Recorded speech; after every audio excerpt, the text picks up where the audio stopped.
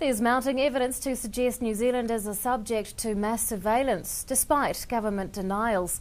Professor Robert Patman from the University of Otago is a leading expert on international relations, and he joins us to discuss the latest revelations. Good evening. Good evening, Rebecca. The saga continues. And what's come out recently?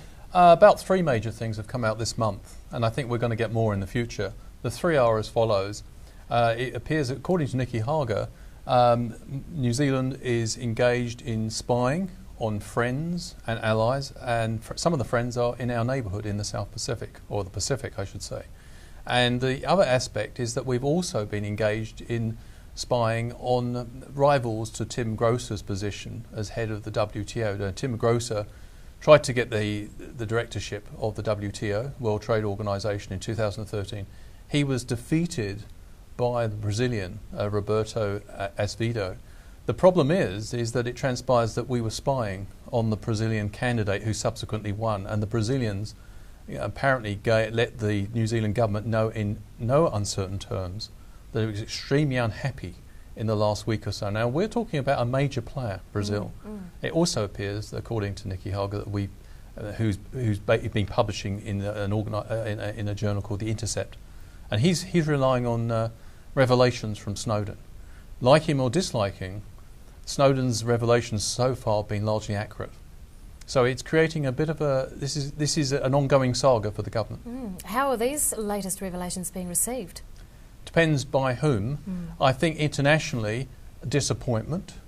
In the Pacific, there's been anger from the leadership of Tonga and other countries. There is a sense that New Zealand has presented itself, made much of its own Pacific identity, and this is a relationship of unequals. These countries are small, they can't spy back on New Zealand. And what's more, it appears, according to Hager and Snowden, that New Zealand simply conducts mass surveillance and then transmits the information almost instantly to the United States via the GSCP. Are we being picked on? By whom? All these revelations coming out about New Zealand doing this and New Zealand doing that. Is someone picking on us? Well, that's the claim that John Key, the Prime Minister, is making. He's saying this is just a backward lot of anti-American plonkers, and he puts Nicky Hager in that category. But with respect to the Prime Minister, he's not actually saying where Nicky Hager and Snowden have been wrong in their allegations. Indeed, when the Director of the Inspector General, Cheryl Quinn, took up the allegations made by Nicky Hager following his publication of Dirty Politics book, she actually upheld the claims made in the book, the central claim made in the book. So I think it's incumbent on the Prime Minister not just to rubbish Mr Hager and Snowden, but actually to say where their claims are inaccurate. Has the allegation damaged our Pacific nation relations?